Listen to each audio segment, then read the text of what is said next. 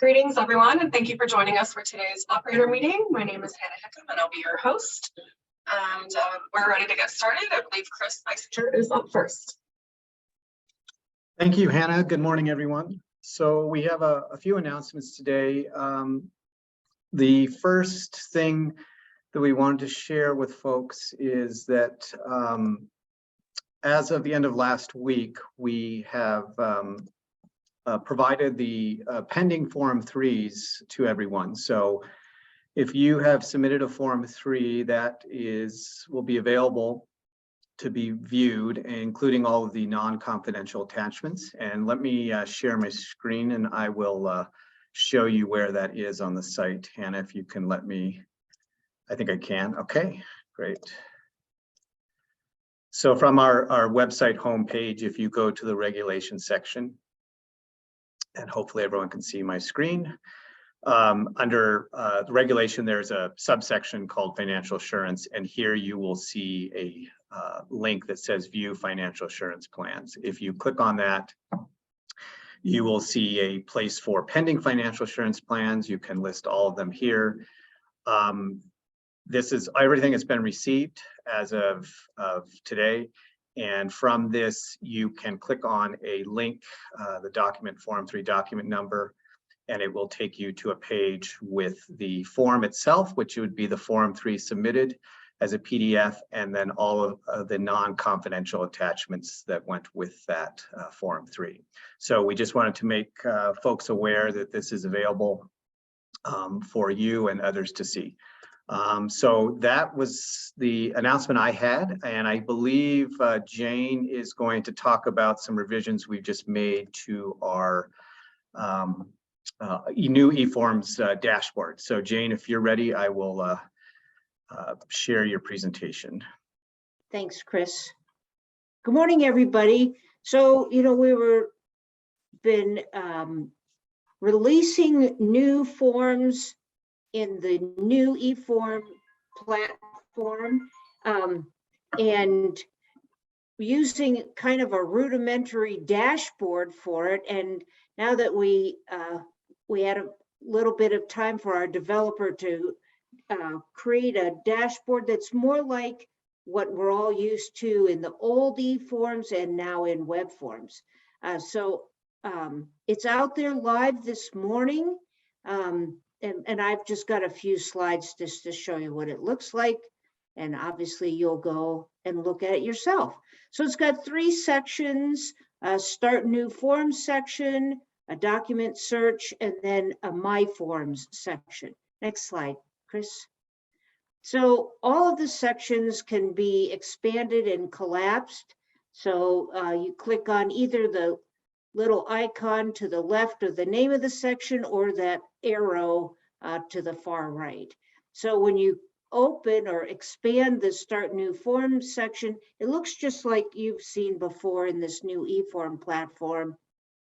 It lists the 5 different forms that are available, and you just click file online just like before. So that really didn't change. It's just in a new section. Next slide, Chris. So there's a document search section, which is really similar to what we've had in web forms and the old eForms before that. Again, you can click to expand or collapse it. There's a reset button that clears your search values, the criteria values, and your results. The start and end date range is for the form created dates for these forms. Next slide, please, Chris.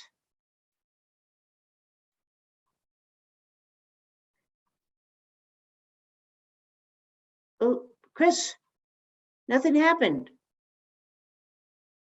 Uh-oh. Chris, are you frozen? You look funny to me. Uh-oh. Well, it's strange. I'm in the office next to him, and I don't believe I'm frozen. You're not frozen. Do you hear him trying to change it? He looks very frozen. Let me check on him. Oh, look, he's back. He's My apologies. technical issues on my end. It just suddenly I dropped off. So let me share again and get back in with this. My apologies. And Hannah, I may need you to allow me to share again. It's not giving me that capability. Okay, just a sec. Okay, you should be good.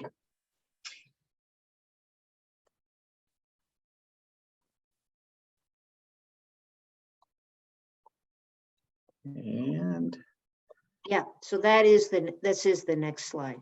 So when you have put in some criteria and hit search, this is what the search results look like. They have that little box in the upper left that says filter. You can put a document number in there to just filter to the document you want if you have many. You can sort on all the column headers.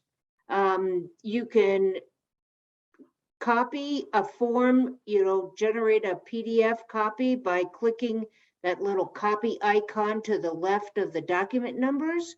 You can export the list to an Excel spreadsheet, and you can filter on all the column values, which is pretty slick.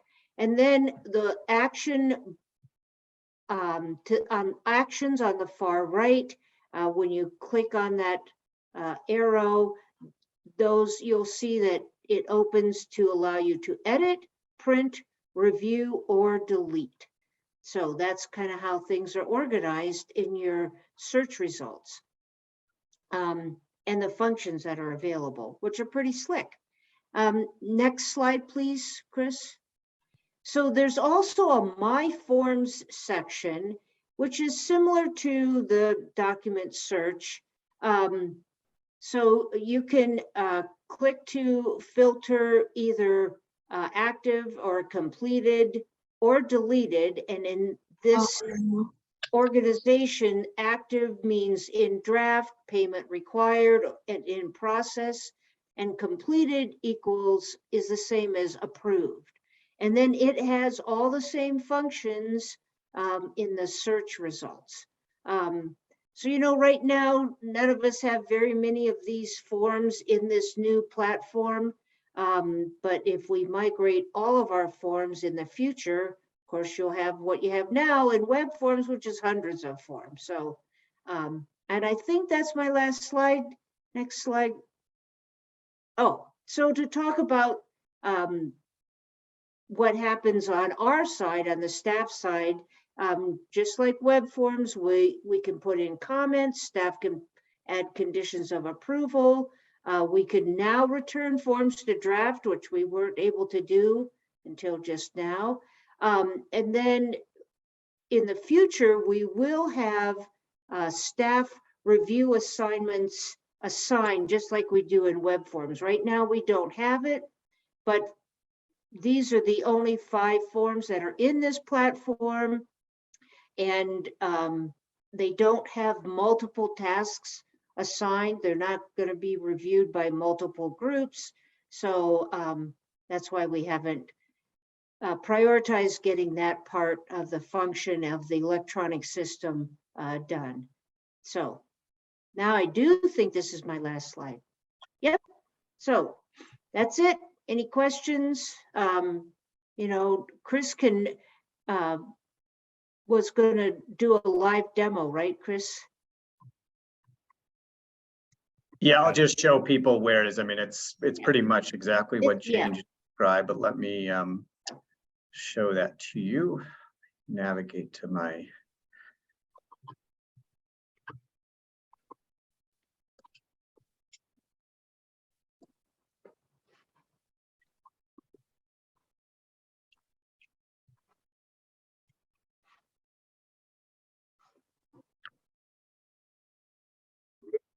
Okay, so from our homepage, you will find this just by going to the new eForms. And if you weren't logged in, you would have to enter your credentials, but otherwise, once you enter your credentials to the eForms issue, you'll see exactly what Jane just described with a start a new form section, which is expandable. and collapsible like this, and you can choose file online for your new form. The document search section here, where you can type in a particular document number you have, and it will search through everything. One thing to note is it'll search through any active, completed, or deleted, so it actually will find anything depending on where it, if it's active or it's been deleted or whatnot, it should show up. And yeah, other than that, I think it's pretty straightforward, as Jane said. And if you have any questions about this, definitely reach out to myself or Jane. And just one quick thing, in this, so the My Forms, you know, you click on those different kind of statuses, but all of those are available to search individually in the document search part. Chris, if you can just click where it says all active, and there's all the different statuses. Great. Thank you, Chris. Mm-hmm.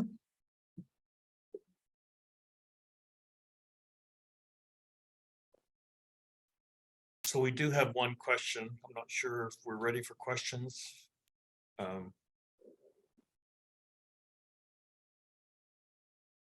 think we are. You're muted, Hannah. Anna is. You're muted, dude. Okay. Will we be consolidating form locations so that we don't have online forms, e-forms, and web forms at some point? Hopefully. Yeah, eventually that's what we're going towards, but it's going to be down the road as far as consolidating. You know, technology is an ever evolving thing, as those of you who are involved in it in your organizations know. And e-forms, we believe, is the projected sustainable environment that hopefully we will minimize future changes. You know, we've been through a fairly significant evolution of platforms of technology over the last 2 years, 3 years, really, as we have attempted to stay stable as people removed, as you know, as different software removed their support for their product. You know, we had to find new platforms. So we believe we found a stable platform. The Governor's Office of Information Technology is supporting it fully, and we believe it will be a sustainable, stable platform for the foreseeable future. But we have to get all of our forms onto that platform, which will take a little bit of effort. Alrighty, next question is, with the e-forms dashboard update, will all designated agents for an operator now be able to view forms submitted by another user? You know, I will check with the developer, and if it doesn't, I will talk to him about making it so that it does. And I didn't realize that the new e-form platform didn't allow everybody from a particular operator to see all the forms. So we will add that to the list of things the developer's working on, and hopefully get that squared away pretty quickly. Great, thanks, Jane. Next question is, when will 3A become available? Chris, So the 3A, we are in the early stages of compiling it to provide to the developer. Our expectation is that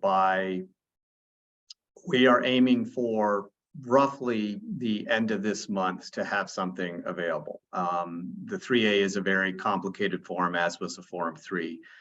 So that's the best I can say, is that we're looking at several weeks before it's going to be available. And check me on this, Jane, but just so that we're all on the same page, you know, the 3A is the way we're going to process the intake of new assurance instruments. And that activity won't have to be done until 90 days after the director or the commission approve the plan, right? So we have Yep. a plan review that is underway. And just to that end, I spoke with the director yesterday. We are hoping that, so the plans do allow the director to review and approve if able. Some plans require a commission hearing. Those plans that the rules allow the director to review and approve if they are approvable. We're hoping to have the first batch of those through that process before the holidays. That's not a promise, but I believe it's an objective that is achievable. And so the 3A, you won't really have to use the 3A. The 3A will have to be available, within that 90-day period. And as Chris said, we're targeting the end of this month for it to have it be ready for beta testing, which means, I would hope that sometime in January it should be available. So it should be available timely for you to process your approved Form 3s in order to allow us to intake your new assurance instruments. Hope that made sense. Great, thanks, Scott. I don't think there's any other questions right now. I've got the next few dates up here. Next week is our regular meeting. So hopefully we'll have some other topics. We will. As well. Let me just advance my slides. If you need to be added to the operator email list, there's my email there. If you have additional questions and we get cut off, then you can email Jane those directly. So I do have a couple of things, Hannah. We have really appreciated and benefited from Jane's willingness to come back out of retirement and help us this last year. You may or may not know, but there are hours limitations on how many hours she can work after she retires for us in a year. And she's up against that deadline. So we will be seeing Jane go away pretty quickly. Jane, I can't express to you enough how much we have appreciated your sacrifice and contribution to our organization. And I just wanted to tell you, thank you. And I might be reaching out next year. I don't know. You might need to change your phone number if you don't want to work some more next year. But seriously, Chris and Jane have just been all hands on deck in trying to implement these rules as effectively as possible in our digital environment. And I cannot tell you how much we appreciate, Jane, all of your contribution and commitment to this organization. Thank you very much. You're welcome, Scott, and everyone else is welcome too. They're pretty tough rules, and thanks for your patience as we stumbled along. So Wow. the second thing I wanted to just mention to everybody is, right now you've been dealing with me and Chris primarily in regard to this forms review process, because we don't have we're developing as we go.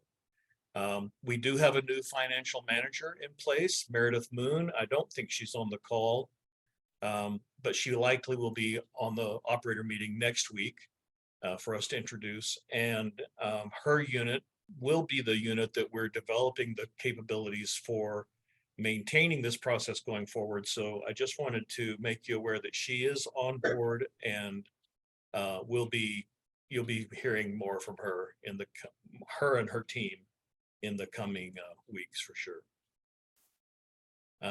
So that's really all I had to say, Hannah. Thanks. Great, thanks, Scott. With that, we'll go ahead and wrap up. Jane, several people said thank you in the chat. Thank you, everybody, for that. So yeah, email me if you need to be added to the operator email list. And otherwise, we'll see you next week for our regular operator meeting. Hope y'all have a great day. Thanks. Thanks, everybody. Thanks, Hannah.